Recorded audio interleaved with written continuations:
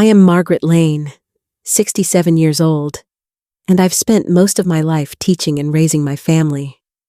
Losing my husband 2 years ago left me alone in this house, a place filled with memories and quiet comfort. I never imagined that my own home, the place where I should feel safest, would become the center of conflict. It started the moment my son Daniel and his wife, Jennifer, moved in temporarily after Daniel lost his job. That temporary stay stretched into 8 months, and I began to feel my patience and trust being tested in ways I had never faced before. Jennifer had the audacity to tell me that if I didn't like living with them, I could leave, standing in my kitchen as if she owned it. I remember the shock, the coldness in her eyes, the way my son just looked away. Something inside me shifted at that moment.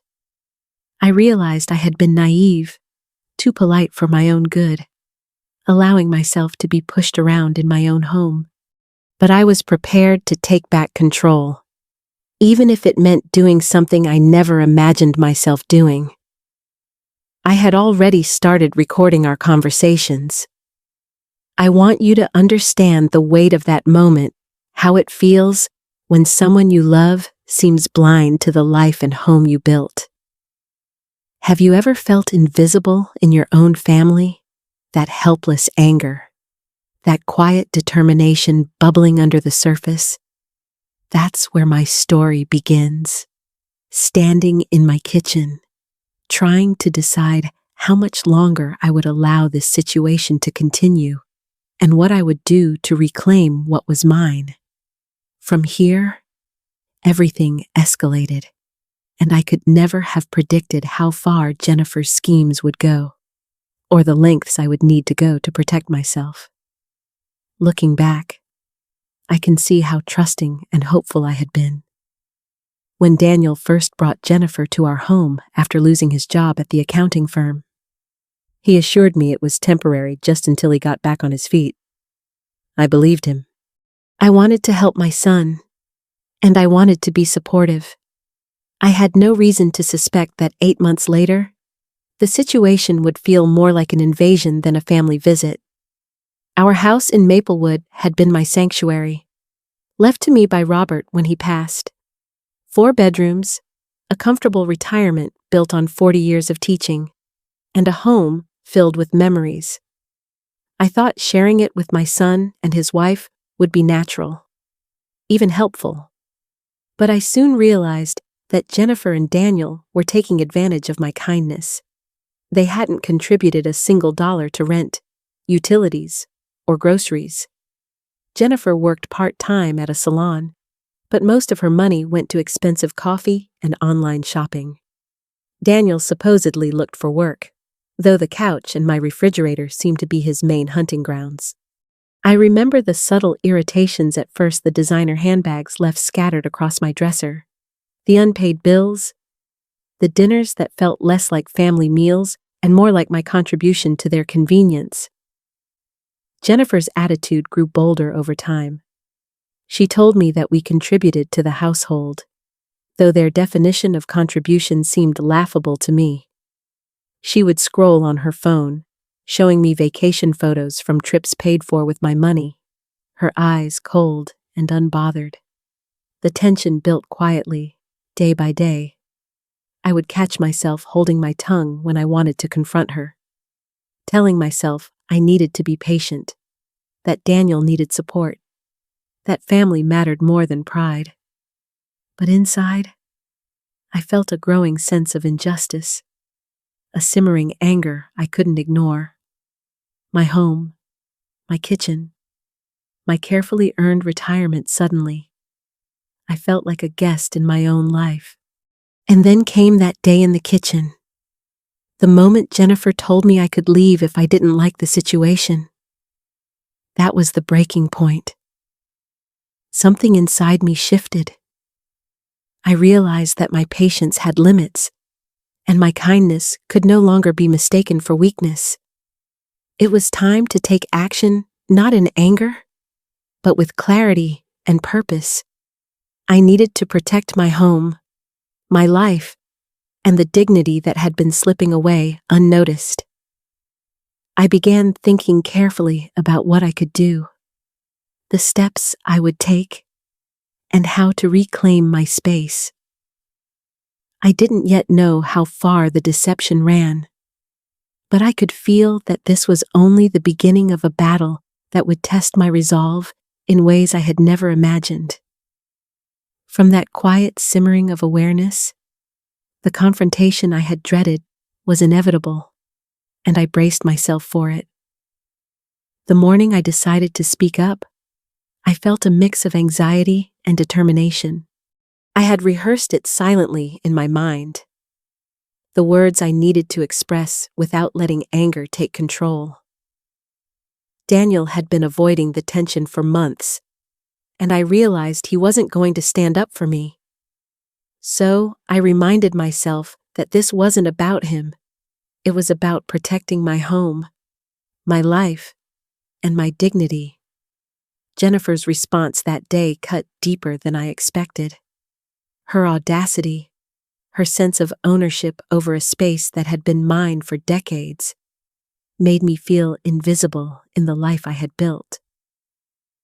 I remember feeling my pulse quicken, my hands gripping the edge of the counter as I wrestled with disbelief and the rising heat of frustration. Yet, beneath that, I felt a calm clarity I hadn't experienced before, a quiet understanding that I didn't have to accept this treatment anymore. I began the process of packing their belongings. At first, it was methodical, almost ceremonial.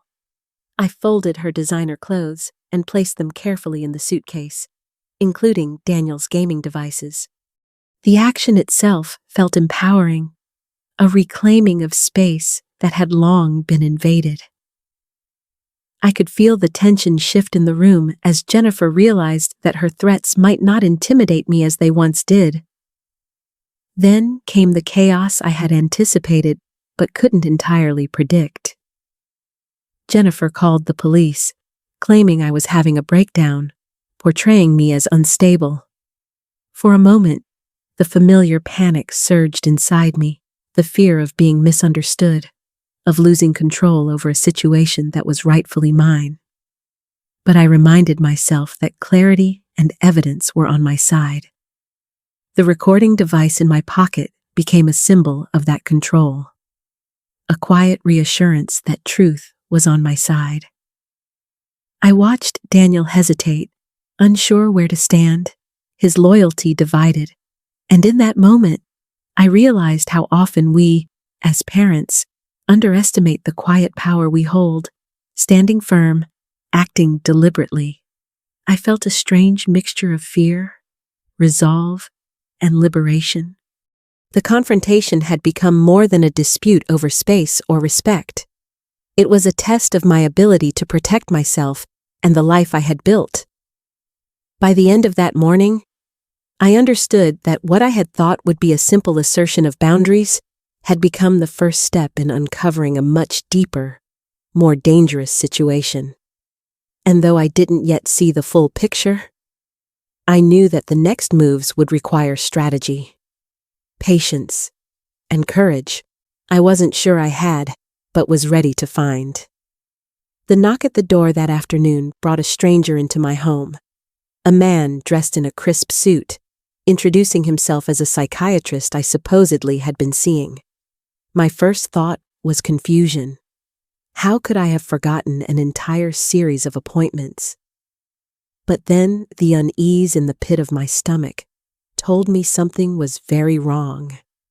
His questions were polite but probing, and I could feel the tension rising as he suggested I might need evaluation. I reflected on the absurdity of the situation while keeping calm. This man was here because Jennifer had engineered a scenario where I could be declared incapable, all to take control of my assets.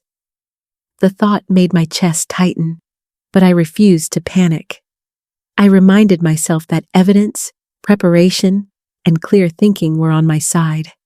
I needed to remain steady and observant, as the smallest misstep could be used against me. I recalled all the odd moments from the past months, small inconsistencies and manipulations that had now fallen into place, Jennifer's sudden insistence on controlling finances, the strange timing of her questions, her quiet amusement when Daniel hesitated.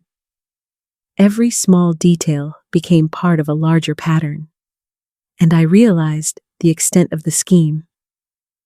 My heart raced with a mix of fear and determination. I could feel the weight of the deception pressing down on me, yet there was clarity in knowing the truth. I thought about the kind of courage it would take to confront this. I wasn't just standing up for myself. I was standing against a carefully constructed plan designed to manipulate and isolate me. It was no longer a domestic squabble. It had become a matter of protecting my home, my retirement, and my life. I considered the next steps carefully, thinking of legal counsel and ways to document every interaction. The recording in my pocket became my silent ally, a quiet reassurance that I wasn't alone in this. As I watched the man leave, I felt a strange mixture of relief and urgency. Relief that I had maintained control, and urgency to act decisively before Jennifer could execute the next part of her plan. I knew I couldn't wait for Daniel to realize what was happening. I had to act, and I had to act intelligently. The deception was real. The danger was real. And I was ready to meet it with strategy and courage. By the time I sat quietly in my living room afterward, I understood that the days ahead would demand every ounce of my wit, patience, and resolve. But I also felt a quiet confidence I had already begun reclaiming my life, and nothing Jennifer or her accomplices could do would catch me unprepared.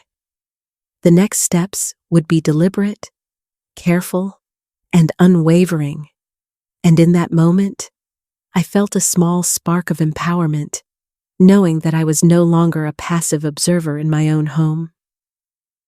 After the unsettling encounter with the fake psychiatrist, I knew I couldn't wait for Daniel to understand the gravity of the situation. I realized that protecting myself required a clear, deliberate plan. I spent hours thinking through each step, considering how to gather undeniable evidence while staying calm and composed. I understood that patience and precision were now my greatest allies. I reached out to my attorney, Margaret Chen, who had handled my late husband's estate. Speaking with her felt like connecting with an anchor in a storm. I laid out everything that had happened, the audacity of Jennifer's threats, the recording of conversations, the suspicious psychiatrist visit, and she immediately grasped the seriousness. Together, we discussed how to involve law enforcement without tipping off Jennifer or causing unnecessary drama. The weight of it was daunting, but knowing that I had a partner in Margaret Chen made the path forward feel possible. Over the next few days, I methodically prepared my home. I installed discrete cameras, double-checked my recordings, and ensured every document I might need was organized. Each step was deliberate. I reminded myself constantly that my calm and composure were as important as the evidence itself. The plan was simple in theory: capture proof of Jennifer's deceit, involve the authorities, and protect my assets. In practice, it required vigilance, patience, and nerves of steel. Every time Jennifer appeared relaxed or overly confident, I reminded myself that appearances were deceptive. I watched for inconsistencies in her stories, subtle slips that would eventually corroborate my suspicions. Daniel remained a silent observer, unsure where his loyalties should lie. It was a painful reminder of how even well-meaning family members can be caught in the middle of toxic dynamics. Despite the tension, I found moments of reflection and even quiet satisfaction. I had been underestimated, But now I understood the quiet power I held, the power of awareness, evidence, and thoughtful action. I could see the unfolding narrative clearly in my mind. Jennifer's confidence would be her undoing, and my measured approach would protect both my home and my dignity. By the end of this phase, I felt a deep sense of resolve. The confrontation had escalated beyond mere words or household disputes.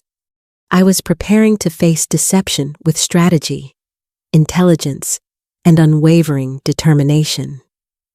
I knew the next steps would bring the situation to a climax, where patience, foresight, and courage would all be tested. And as I took a quiet breath in my living room that evening, I understood that I was finally ready to reclaim control of my life. The day of reckoning arrived quietly, almost deceptively ordinary. I remember standing by my front window, watching Jennifer arrive with the same confident air she had always carried. She had no idea that the house was wired, that the entire operation was being monitored by my attorney and law enforcement.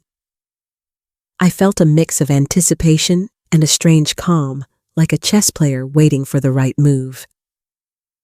As I guided her through what she thought would be a routine discussion about finances and documents, I remained composed, observing every gesture, every subtle reaction.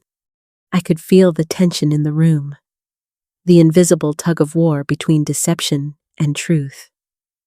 Jennifer's facade began to crack when I mentioned the past inconsistencies and evidence. The recordings she didn't realize were in place, and the legal steps that had been quietly taken. I reflected on the patience it had taken to reach this point. Every careful observation, every note kept, every recorded conversation, all of it had led to this moment. I realized that standing firm, maintaining my composure, and acting deliberately were more powerful than confrontation fueled by anger or emotion. The sense of empowerment was profound.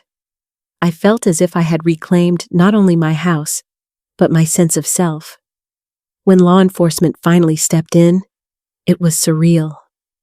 Watching Jennifer's confidence crumble as the truth became undeniable was both shocking and, in a quiet way, relieving. The arrest itself was not a spectacle, but a precise, procedural action that underscored the gravity of what had been planned against me. I felt a surge of vindication, but also a deep reflection on how close I had come to losing control over my life and assets. In those moments, I thought about the many families out there, the quiet manipulation, the schemes that go unnoticed until it's almost too late. I realized how important vigilance, awareness, and support systems like trustworthy legal counsel are in protecting oneself. It wasn't just about winning a personal battle. It was about understanding the value of preparation, evidence, and measured action in the face of betrayal. As the agents read Jennifer her rights and led her away, I felt a mixture of satisfaction and somber reflection. The confrontation had reached its peak, and justice was being served in a calm, methodical way. And yet, I knew the emotional journey wasn't over. Daniel's perspective, the reconciliation, and the lessons learned about trust, family, and self-respect were still unfolding. Sitting back in my quiet living room afterward, I felt the weight of the past weeks lift slightly, replaced by a renewed sense of clarity. I was no longer just reacting. I was choosing, acting, and protecting. And I understood that the next phase, healing, reflection, and reclaiming normalcy, would require the same patience, insight, and courage that had brought me to this pivotal moment. After Jennifer was taken away, the house finally felt like mine again, though the air still carried traces of tension and disbelief. Daniel sat quietly, his face a mixture of shame and relief. and I understood how complicated loyalty and love can become when someone is blindsided by deception.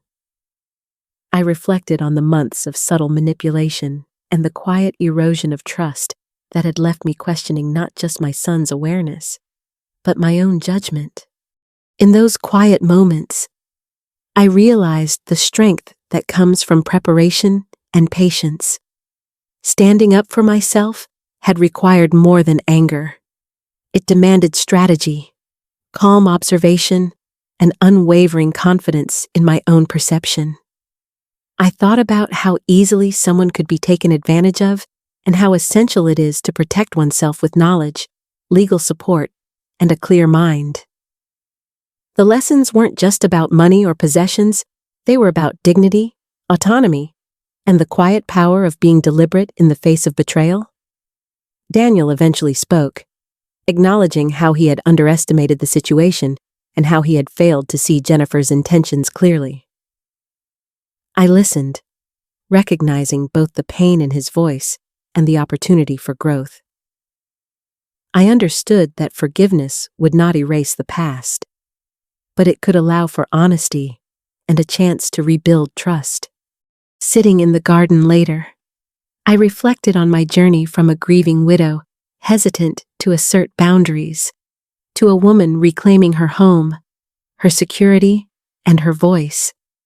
It struck me that courage often comes quietly, in small, deliberate actions, and that refusing to be a victim can have ripple effects far beyond one household. The experience had strengthened my awareness, sharpened my instincts, and reminded me of the importance of observing carefully, trusting my intuition, and standing firm. I also thought about other families, the vulnerable, and the subtle ways manipulation can appear in everyday life. My hope became that my story might inspire others to recognize warning signs, trust their judgment, and act decisively when their well-being or autonomy is threatened. And as the afternoon light fell across the garden, I felt a sense of calm and resilience that I hadn't known I possessed, ready to face whatever came next with clarity and strength. Sitting in my living room, I felt a quiet sense of closure, though the memories of the past months lingered. I had faced betrayal, manipulation, and fear, yet I had also discovered resilience I didn't know I possessed. Standing up for myself had been both frightening and empowering, and it reminded me that no one should accept being treated as less than they deserve, no matter their age or situation. I often think about the people who might be quietly struggling in their own homes, feeling powerless against the people they love or trust. My hope is that my experience encourages them to trust their instincts, seek support, and take careful, deliberate steps to protect themselves. If you've ever felt overlooked, manipulated, or underappreciated in your own family, I hope my story inspires you to stand firm, reclaim your voice, and know that it's never too late to protect your life and your dignity. Please take a moment to share your own experiences.